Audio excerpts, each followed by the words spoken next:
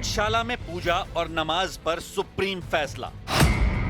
बसंत पंचमी और जुमा आए साथ, पहले पूजा फिर नमाज पर बनी बात। सुप्रीम कोर्ट ने मध्य प्रदेश के धार की भोजशाला में शुक्रवार के दिन पूजा और नमाज से जुड़े मामले पर ऐतिहासिक फैसला सुनाया और यह तय कर दिया कि भोजशाला में तय समय पर पूजा और नमाज दोनों होगी।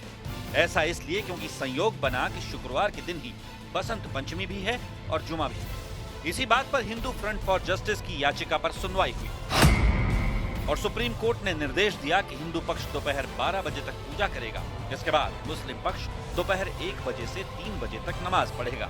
फिर शाम 4 बजे के बाद हिंदू पक्ष एक बार फिर अपनी पूजा शुरू कर सकता है। On our application, the Supreme Court has passed the following order. The Honorable Supreme Court has directed that the traditional puja, which is going on in the premises in question on Vasant Panchami, will continue to happen. इस बार बसंत पंचमी शुक्रवार को है। हिंदू संगठन भोजशाला में दिन भर सरस्वती पूजा की बात कर रहे हैं। वहीं शुक्रवार की वजह से मुस्लिम समाज भी वहां नमाज पढ़ने आएगा और इसीलिए पेच फंसा और मामला कोर्ट की चौखट तक पहुंच गया, जहां सुप्रीम कोर्ट की 3 जजों की बेंच ने सुनवाई की और तय किया कि भोजशाला में पूजा और नमाज दोनों होंगे और प्रशासन की जिम्मेदारी होगी कि सारा काम शांति से हो जाए। सुप्रीम कोर्ट ने आदेश दिया कि 12 तक पूजा के बाद दोपहर 1 बजे से 3 बजे के बीच परिसर के भीतर एक अलग निर्धारित स्थान पर नमाज अदा की जा सकती है, जिसके लिए विशेष पास के जरिए प्रवेश की व्यवस्था की जाएगी।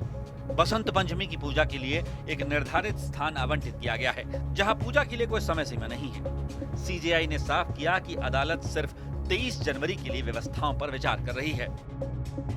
अदालत के आदेश के बाद प्रशासन ने इंतजाम शुरू कर दिए। ड्रोन और सीसीटीवी कैमरे से पूरे इलाके पर नजर रखी गई। 8000 पुलिसकर्मियों की तैनाती भी कर दी गई, क्योंकि बसंत पंचमी का दिन बड़ा है। मध्य प्रदेश का धार छोटी अयोध्या के नाम से भी जाना जाता है। धार की भोजशाला पर हिंदू और मुस्लिम दोनों ही वर्ग के लोग दावा करते हैं कि भोजशाला उनकी है। राजा भोज ने 1034 में भोजशाला का निर्माण करवाया था, जहां मां वाग्देवी का मंदिर था और पूरे देश के विद्यार्थी आकर शिक्षा हासिल करते थे। लेकिन जब मुगलों ने मालवा पर हमला किया तो उन्होंने भोजशाला के बाहर मौलाना कमालुद्दीन चिश्ती की दरगाह स्थापित कर दी और मुस्लिम समुदाय के लोगों ने वहां नमाज पढ़ना शुरू कर दिया।